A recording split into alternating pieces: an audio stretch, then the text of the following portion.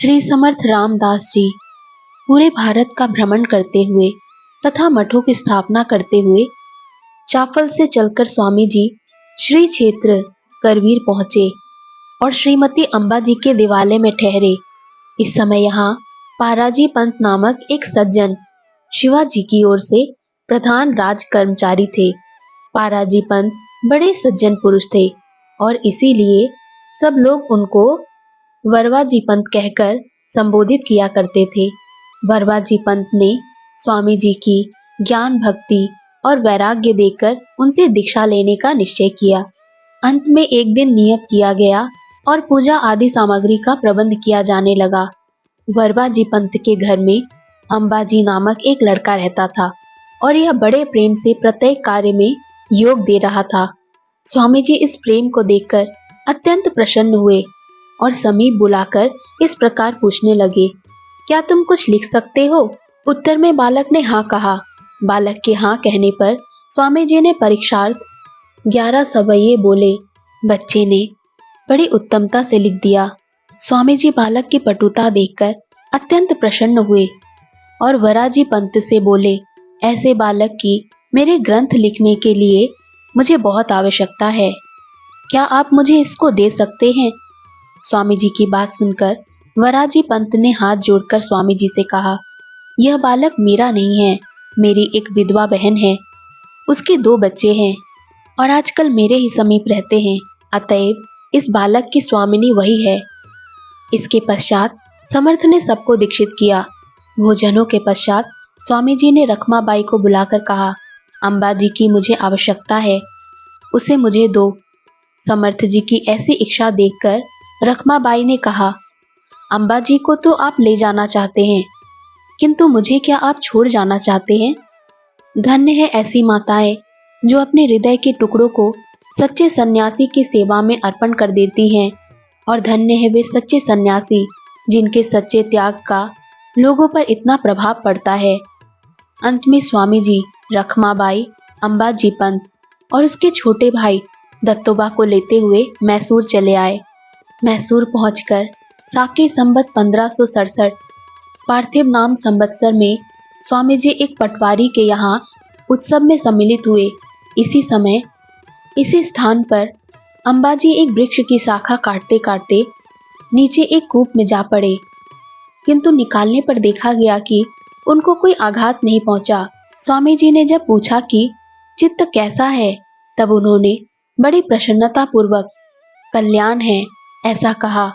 इसी दिन से स्वामी जी अंबा जी को कल्याण कहने लगे। कुछ काल पश्चात एक सतीबाई नामनी स्त्री स्वामी जी के दर्शनार्थ आई। इसके साथ इसी का एक भिखोबा नामक पुत्र भी था। स्त्री ने स्वामी जी को प्रणाम किया, किंतु लड़का यूं ही खड़ा रहा। लड़के की असभ्यता देखकर माता को बुरा लगा और उसने कहा, क्या मूर्ख के समान खड़ा है, नमस्कार कर और आज्ञा मांग। माता की बात सुनकर भिखोबा ने कहा, यदि मैं नमस्कार करूं और आज्ञा पालन करूं तो स्वामी जी मुझे क्या देंगे? बालक की विचित्र बात सुनकर समर्थ ने उसे अपने पास बुला लिया और कहा, हमारी आज्ञा पालन करो तो हम तुम्हें ऐसी चीज देंगे जिसकी तुम्हें बड़ी भारी आवश्यकता है। स्वामी जी की बात सुनकर भिखोबा ने कहा, अच्छा तो आज्ञा दीजिए, मैं क्या करूं? लड़के की बात सुनकर स्वामी जी ने कहा, इस समीपस्थ कुएं में गिर पड़ो। स्वामी जी की बात सुनकर होनहार लड़का धड़ाम से कूप में कूद पड़ा। सब लोग चकित रह गए। अंत में वह निकाल लिया गया। अब स्वामी जी ने उसको उत्तम उपदेश करके अपना शिष्य बना लिया। आगे चलकर जिस प्रकार स्वामी जी के शिष्यों में उद्धव गोस्वामी और कल्याण गोस्वामी प्रसिद्ध पुरुष हुए, उसी प्रकार भिखोबा गोस्वामी भी एक अत्यंत प्रतिष्ठित पुरुष समझे जाते हैं। यहाँ कुछ दिन रहकर स्वामी जी चाफल आए और साके संबत 1570 में आपने यहाँ एक मठ निर्माण करके उसमें रामचंद्र जी की मूर्ति स्थापित की।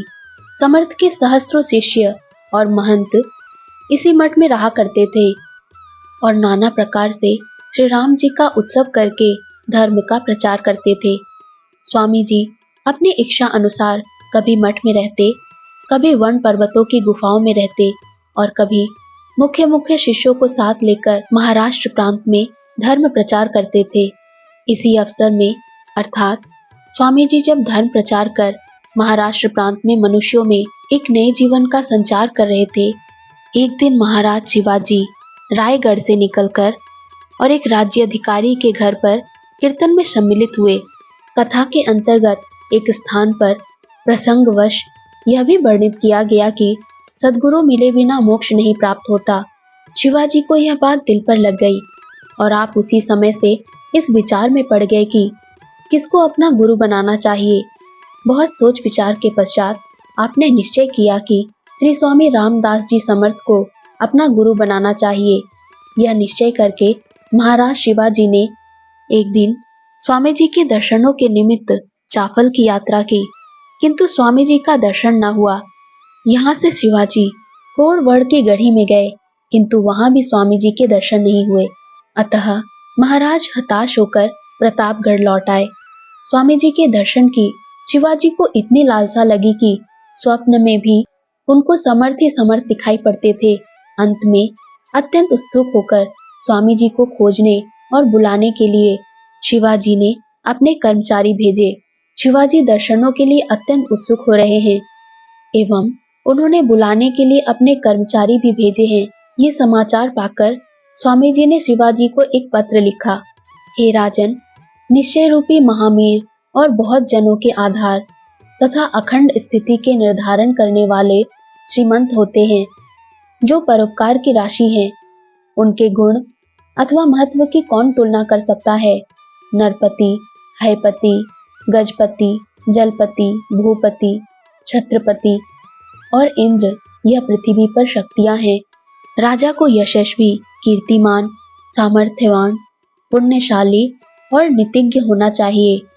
उसको सर्वथा सर्वत्र सदाचारी, विचारशील, दानशील, धर्मिष्ठ और सुशील होना चाहिए। राजा को धीरधारी, उदार, गंभीर, शूर और क्रिया में तत्पर होना चाहिए, किंतु आजकल ऐसा नहीं है।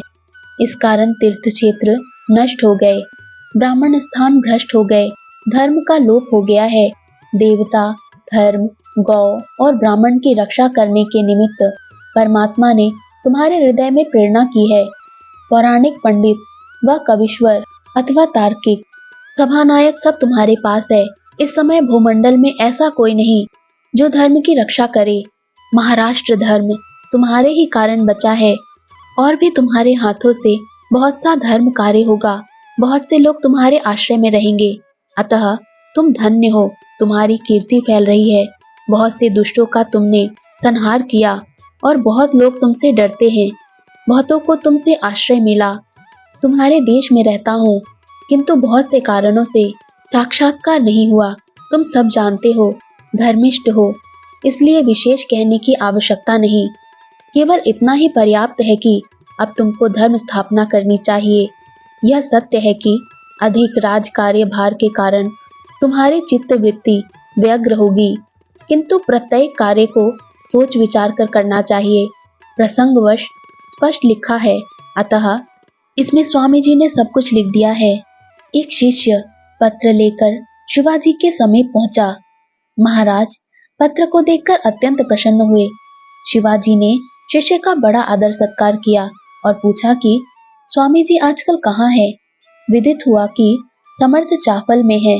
शिष्य के विदा होते ही शिवाजी भी स्वामी रामदास जी के दर्शनार्थ चल दिए।